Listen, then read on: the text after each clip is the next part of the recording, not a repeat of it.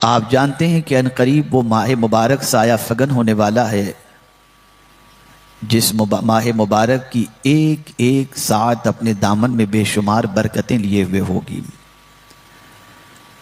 کوئی لمحہ ایسا ماہ رمضان المبارک کا نہیں ہوتا جو لمحہ ہمارے عروج اور ہماری ترقی کے سلسلے میں معاون ثابت نہ ہوتا ہو، چاہے وہ روحانی ترقی ہو، چاہے ایمانی ترقی ہو، چاہے اعتقادی ترقی ہو، چاہے عملی ترقی ہو۔ لیکن بہت سارے مسلمان ماہ رمضان ایک رسمی طور پر گزار لیتے ہیں، اور ماہ رمضان جس مقصد کے تحت اللہ عز و جل نے ہمیں عطا فرمایا، اور اس ماہ مبارک میں جو عظیم تربیت ہماری ہونی چاہیے، جس کی طرف ہماری توجہ لاشعوری طور پر چند گھنٹوں کے لیے تو مبذول ہوتی ہے، لیکن مستقل یہ توجہ ہماری نہیں رہ پاتی۔ نتیجتاً ماہ رمضان کے گزرنے کے بعد ہم ماہ رمضان سے پہلے جیسے تھے ویسے ہی رہ جاتے ہیں۔ آج میں اسی طرف آپ کی توجہ کو مبذول کرانا چاہوں گا کہ اس ماہ مبارک کے روزے جو اللہ نے فرض فرمائے، اور پھر اس ماہ مبارک کے روزے صبح صادق سے لے کر غروب آفتاب تک۔ بچے کو ذرا بٹھا دیجئے، آپ تھوڑا سا ایک مرتبہ درود شریف پڑھ لیں۔ اللہم صلی علی سیدنا و مولانا محمد معدن الجود والکرم وآلہ وصحبہ وبارک وسلم۔ میں مبلغین سے گزارش کروں گا کہ برائے کرم ادھر ادھر کھڑے رہنے کی بجائے بچوں کو ذرا بٹھا دیں۔ بڑے شوق سے وہ آئے ہیں کہ شاید کچھ باتیں ان کے ذہن میں بھی آ جائیں، لیکن تھوڑا سا عمر کا تقاضا ہے کہ وہ ادھر ادھر بھٹکتے رہتے ہیں، تو آپ بٹھائیں اور انہیں غور سے دین کی بات سننے کی طرف آمادہ کرنے کی کوشش کریں۔ تو عرض یہ کر رہا تھا کہ کبھی آپ نے یہ سوچا کہ صبح صادق سے لے کر غروب آفتاب تک کھانے پینے اور عمل زوجیت سے، عبادت کی نیت سے، روزے کی نیت سے ماہ رمضان المبارک میں رکنے کے حوالے سے فرمایا گیا، اور یہ حکم صرف غریبوں کے لیے نہیں، امیروں کے لیے نہیں، عام آدمیوں کے لیے نہیں، بلکہ جو بھی ایمان والا ہے سب کے لیے اللہ نے یہ حکم رکھا۔ اور پھر یہ حکم دینے سے پہلے کتنے آرام کے ساتھ، کتنی اچھی طریقے سے اور پیار بھرے لب و لہجے کے اندر ہم سے ڈائریکٹ خطاب کیا، اور فرمایا یا ایھا الذین آمنو، اے ایمان والو۔ اب جس کے سینے میں بھی ایمان ہے، جو بھی اللہ عز و جل اور اس کے رسول صلی اللہ تعالی علیہ وسلم پر ایمان لا چکا ہے، اپنے آپ کو مومن کہتا ہے، اسے اپنی قسمت پر ناز کرنا چاہیے کہ اس کا خدا اس سے مخاطب ہے، اور کہہ رہا ہے یا ایھا الذین آمنو، اے ایمان والو۔ پھر یہ نہیں فرمایا کہ ان پر روزے فرض کیے گئے، ڈائریکٹ ہم سے مخاطب، کتب علیکم الصیام، تم پر روزے فرض کیے گئے۔ یہاں ڈائریکٹ مولا اپنے بندوں سے، ایمان والوں سے خطاب فرما رہا ہے، ایمان والوں کو حکم دے رہا ہے، اور پھر کہیں یہ ایمان والے اپنے اوپر اس روزے کو بوجھ تصور نہ کریں، تو تسلی دی جا رہی ہے کہ تم گھبراؤ نہیں، یہ صرف تمہیں پر روزے فرض نہیں کیے گئے، کما کتب علی الذین من قبلکم، تم سے پہلے والوں پر بھی روزے فرض کیے گئے تھے۔ اب روزے کے عظیم مقصد کی طرف توجہ دلائی جا رہی ہے، اور وہ عظیم مقصد کون سا ہے؟ لعلکم تتقون، تاکہ تم پرہیزگار بن جاؤ۔ یہاں سے میرے پیارے آقا صلی اللہ تعالی علیہ وسلم کے پیارے دیوانوں، یہ بات واضح طور پر سمجھ میں آ رہی ہے کہ روزے کی فرضیت کی وجہ ہمیں متقی بنانا ہے، پرہیزگار بنانا ہے۔ روزے کی فرضیت کی وجہ ہمارے اندر اللہ کا ڈر پیدا کرنا ہے۔ روزے کی فرضیت کی وجہ اللہ عز و جل کا خوف ہمارے دل کے اندر بٹھانا ہے۔ روزے کی فرضیت کی وجہ ظاہر و باطن میں اللہ عز و جل سے ڈرنے کا جذبہ پیدا کرنا ہے۔ اب آئیے میں سمجھاتا ہوا چلوں، اور مختلف قرآنی آیات کی روشنی میں میں چاہوں گا کہ آپ مکمل توجہ کے ساتھ گفتگو کو سماعت فرمائیں، تاکہ تربیت کا شعور جو رمضان ہمیں عطا کرتا ہے، اس شعور کی طرف ہماری توجہ مبذول ہو جائے، اور اگر وہ شعور ہمارا بیدار ہو گیا، اور اللہ جس طرح سے ہماری تربیت فرمانا چاہتا ہے، اور ہم لاشعوری طور پر کہیے اس تربیت کو 1 مہینے کے لیے تو اختیار کر لیتے ہیں، لیکن اس ماہ کے گزرنے کے بعد وہ تصور ذہن سے اوجھل ہو جاتا ہے، جس کی بنیاد پر ہمارا دامن گناہوں سے آلودہ ہو جاتا ہے۔ وہ کون سی تربیت ہے جو اللہ عز و جل ماہ رمضان میں کر رہا ہے؟ ایک ہی تربیت ہے۔ آپ ذرا دیکھیں، پاپی انسان ہوگا، گنہگار انسان ہوگا، شرابی انسان ہوگا، بے عمل انسان ہوگا، لیکن جب وہ ماہ رمضان کے روزے رکھتا ہے تو روزہ رکھنے کے بعد اس کے اندر ایک شعور بیدار ہوتا ہے، اس کے مزاج میں ایک بات آ جاتی ہے، بھوک اسے ستا رہی ہے، پیاس اسے ستا رہی ہے، گھر کی 4 دیواری کے اندر وہ موجود ہے، کوئی دیکھنے والا نہیں ہے، لیکن باوجود اس کے وہ چھپ کر کے بھی پانی نہیں پیتا، چھپ کر کے بھی کھانا نہیں کھاتا، اس لیے کہ اس کے اندر ایک شعور بیدار ہوتا ہے۔ اور وہ شعور اس وقت کون سا ہوتا ہے؟ وہ شعور یہ ہوتا ہے، کوئی دیکھ رہا ہو یا نہ دیکھ رہا ہو، میرا مولا مجھے دیکھ رہا ہے۔ یہ ایک تربیت کا پہلا عظیم جو ہے تربیت کا پہلو ہے، جس کی طرف اللہ اپنے بندوں کی توجہ کو مبذول کرانا چاہتا ہے کہ میرے بندو ذرا تم دیکھو، ماہ رمضان کے اندر تمہارے اوپر روزے فرض کیے گئے، تو اب تم روزے کی حالت کے اندر چھپ کر بھی نہیں کھاتے، اس لیے کہ تمہارا وجدان کہتا ہے میں انسان سے تو چھپ سکتا ہوں، خدا سے نہیں چھپ سکتا، اس لیے تم ڈرتے ہو کھانے سے، تم ڈرتے ہو پانی سے کہ کہیں روزہ نہ ٹوٹ جائے۔ تو یہ تصور تمہیں صرف ماہ رمضان تک ہی قائم نہیں رکھنا، بلکہ اس تصور کو اپنی تربیت کے پہلو میں شامل کر لو، اور تربیت کے اندر اس کو شامل جب کر لو گے تو اب تمہاری کیفیت یہ بنے گی کہ تم یہ نہیں سوچو گے کہ ماہ رمضان میں صرف روزے ہی کی حالت میں اللہ ہمیں دیکھ رہا ہے، ایسا نہیں، بلکہ ہم کہیں بھی ہوں اللہ ہمیں دیکھ رہا ہے۔ میں اسی تصور کو آج آپ کے ذہن میں بٹھانا چاہوں گا، تاکہ جب آج آپ یہاں سے اٹھیں تو تربیت کا یہ پہلو آپ کے دماغ میں اتنا رچ بس گیا ہو کہ جب کبھی ماہ رمضان ہی نہیں بلکہ آج کے بعد کہیں کچھ کام غلط کرنے کا خیال پیدا ہو تو آپ کے دل میں یہ تصور جاگزی رہے کہ اللہ دیکھ رہا ہے۔ آئیے میں قرآن کی روشنی میں آپ کو سمجھاؤں۔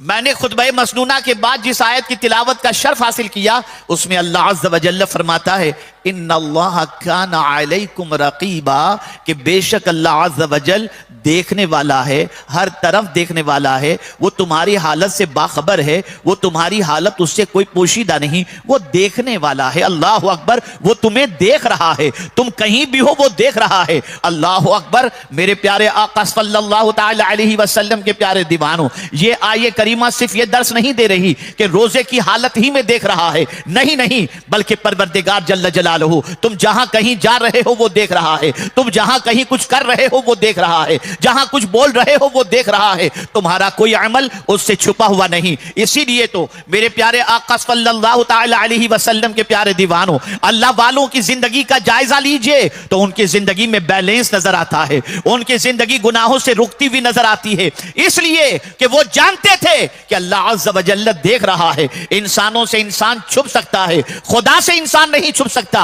انسان کہیں بھی ہو وہ اللہ سے چھپ نہیں سکتا۔ اب آپ دیکھیں آج کے دور کے اندر جیسے جیسے ماڈرن ٹیکنالوجی کا اضافہ ہوتا چلا جاتا ہے، انسان اللہ عز و جل کی طرف اسے متوجہ ہو ہی جانا چاہیے۔ اور پھر آپ دیکھیں انسان کے بنائے ہوئے آلات میں اتنی طاقت ہے کہ روڈ کے اوپر کیمرہ لگا ہے، دور سے آنے والے کو یہ کیمرہ واچ کر رہا ہے۔ اسی طریقے سے آپ دیکھیں، آپ کسی دکان میں گئے تو وہاں پر کیمرہ لگا ہوتا ہے، آپ کو واچ کر رہا ہے۔ تو جب کیمرہ واچ کر رہا ہو تو چور چوری نہیں کرتا، کیمرہ واچ کر رہا ہو ڈاکو ڈاکہ نہیں ڈالتا، کیمرہ واچ کر رہا ہو کسی کی آبرو پر ہاتھ نہیں ڈالا جاتا، کیمرہ واچ کر رہا ہو کسی کی جیب نہیں کاٹی جاتی، کیمرہ واچ کر رہا ہو آدمی برائیوں سے بچتا ہے۔ میں پوچھنا چاہتا ہوں، انسان کے بنائے ہوئے آلات سے ڈر کر کے تم پاپ نہیں کرتے، لیکن مولا تو ایسی جگہ بھی تمہیں دیکھ رہا ہے جہاں کوئی آلات تو موجود نہیں ہے، لیکن اللہ کی نظر سے تمہارا کوئی عمل چھپا ہوا نہیں ہے، وہ دیکھ رہا ہے۔ جو کچھ بھی انسان کر رہا ہے اس کا کوئی عمل اللہ سے چھپا ہوا نہیں۔ اسی لیے حضرت لقمان نے اپنے بیٹے سے کہا یا بنیا انہا ان تکم مثقال حبۃ او خردل فتکن فی صخرۃ او فی السماوات او فی الارض یأتی بها اللہ او کما قال۔ حضرت لقمان نے اپنے بیٹے سے کہا ہے میرے بیٹے، اگر ذرے کے برابر بھی، مثقال کے برابر بھی اگر کوئی عمل تم نے کیا، چاہے پہاڑ میں جا کر، چاہے آسمان میں جا کر، چاہے زمین کے کسی تہ میں جا کر، اللہ عز و جل وہ عمل تمہارے سامنے لا کر تم کو پیش کرے گا. کہیں بھی دنیا کے کسی علاقے میں جا کر، آسمان کی طرف بھی جا کر کے اگر کوئی چھپ کر کے عمل کرتا ہے تو وہ اللہ سے کوئی عمل انسان کا چھپا ہوا نہیں. اللہ عز و جل وہ سارے عمل پیش کرے گا اور بتائے گا میرے بندے یہ تیرا عمل ہے، میں آج تجھے دکھا رہا ہوں. بلکہ قرآن کہتا ہے وَسَيَرَى اللَّهُ عَمَلَكُمْ وَرَسُولُهُ ثُمَّ تُرَدُّونَ إِلَىٰ عَالِمِ الْغَيْبِ وَالشَّهَادَةِ فَيُنَبِّئُكُم بِمَا كُنتُمْ تَعْمَلُونَ.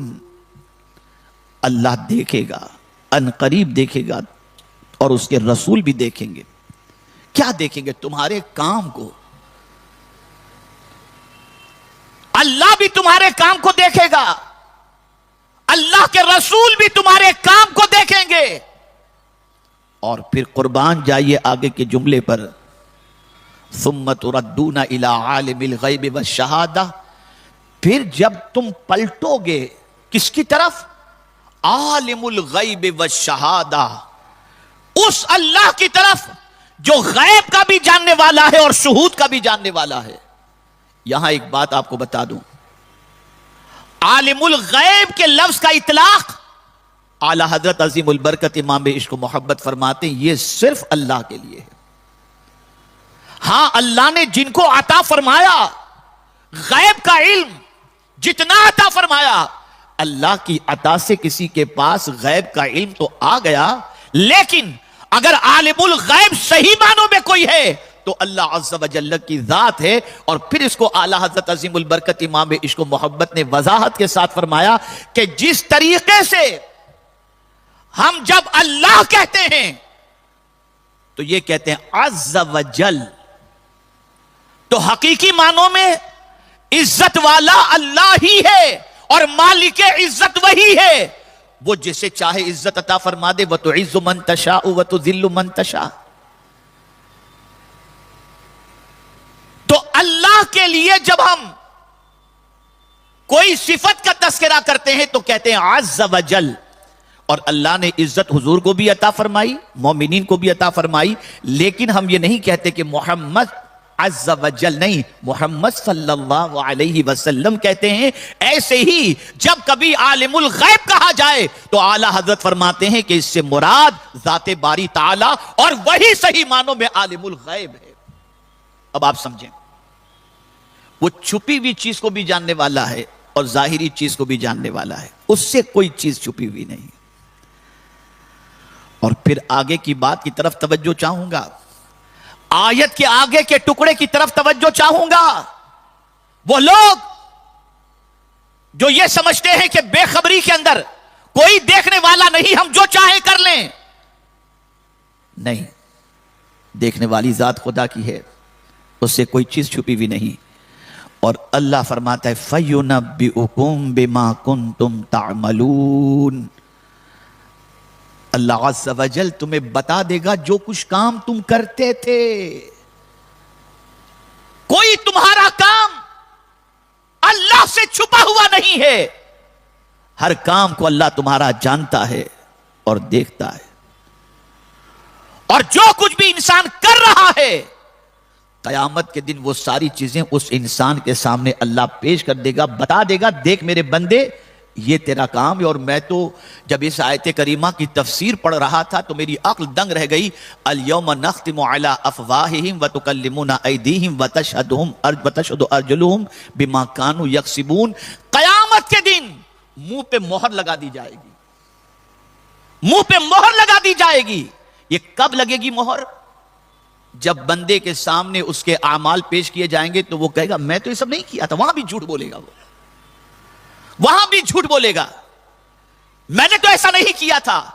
تو پھر اللہ اس کے منہ پہ مہر لگا دے گا، اور جس ہاتھ سے اس نے گناہ کیا تھا اللہ اس ہاتھ کو حکم دے گا اے ہاتھ بتا اس نے کیا کیا تھا. پھر ہاتھ بولنا شروع کرے گا، پیر بولنا شروع کرے گا. جو کچھ بھی ہاتھ سے کیا ہوگا ہاتھ بھی بولے گا اور پیر بھی بولے گا. میرے پیارے آقا صلی اللہ علیہ وسلم کے پیارے دیوانوں، اس وقت بندہ یہ سوچے گا جب وہ بات بنا رہا ہوگا، جھوٹ بول رہا ہوگا، تو سوچے گا آج تو میرا کوئی گواہ یہاں پر موجود ہے نہیں جو میرے خلاف گواہی دے سکے، لیکن اسے کیا خبر ہوگی جس ہاتھ سے اس نے گناہ کیا ہے وہی ہاتھ قدرت کا جاسوس ہے، وہی جواب دے گا اور وہی بولے گا کہ بندے اللہ، اے اللہ عز و جل، اس نے ہاتھ سے یہ کام کیے تھے۔ پیر بولے گا اس نے پیر سے یہ کام کیے تھے۔ ایک اور مقام پر اللہ عز و جل نے ارشاد فرمایا اولا یرون، کیا وہ نہیں جانتے، اولا یعلمون، کیا وہ نہیں جانتے ان اللہ یعلم، بے شک اللہ جانتا ہے چھپا ہوا بھی تمہارا عمل اور ظاہر بھی تمہارا عمل، اس سے کوئی تمہاری بات چھپی ہوئی نہیں ہے، وہ تمہاری ہر چیز سے باخبر ہے۔ میرے پیارے آقا صلی اللہ علیہ وسلم کے پیارے دیوانوں، یہی وجہ ہے کہ روزے کی حالت کے اندر انسان ان تین چیزوں سے اس لیے بچتا ہے کہ ذہن میں یہ بات رہتی ہے مولا دیکھ رہا ہے، اللہ یہ تربیت کرا رہا ہے، ایک مہینے کی پریکٹس اللہ عز و جل روزے کے ذریعے کرا رہا ہے۔ اے بندے، اس تصور کو تو ہمیشہ کے لیے قائم کر لے، میں صرف ایسا نہیں کہ ماہ رمضان کے اندر صبح صادق سے لے کر غروب آفتاب تک تجھے دیکھتا ہوں، بلکہ میری شان یہ ہے تو پہاڑ میں رہ تب بھی تجھے دیکھتا ہوں، تو غار کے اندر رہ تو بھی تجھے دیکھتا ہوں، تو آسمان میں رہے تب بھی تجھے میں دیکھتا ہوں، تو تنہائی میں رہے تب بھی تجھے دیکھتا ہوں، تو مجمع میں رہے تب بھی میں تجھے دیکھتا ہوں، مجھ سے تو چھپ کر کہیں نہیں جا سکتا، تیرے دل کے حالات سے بھی میں باخبر ہوں۔ اللہ اکبر، تو یہ سمجھتا ہے میں نہیں جانتا؟ اللہ اکبر، اللہ یعلم ما فی صدورکم، اللہ عز و جل جانتا ہے جو کچھ تمہارے دل میں ہے وہ بھی مولا جانتا ہے، یہ بات بھی اللہ عز و جل سے چھپی ہوئی نہیں ہے۔ اگر ایک بندہ ماہ رمضان المبارک کے اندر روزے کی حالت میں اس تصور کے ساتھ اپنا وقت گزارے، اے اللہ جس طریقے سے ان تین چیزوں سے میں روزے کی حالت میں تیرے ڈر کی وجہ سے بچتا ہوں کہ تو دیکھ رہا ہے، اے اللہ میری زندگی میں اس تصور کو ایسا قائم کر دے کہ میں زندگی کی آخری سانس تک جب بھی کوئی کام کر رہا ہوں تو میرا یہ تصور رہے کہ تو مجھے دیکھ رہا ہے۔ میں یہاں پر ایک سوال آپ سے پوچھنا چاہتا ہوں،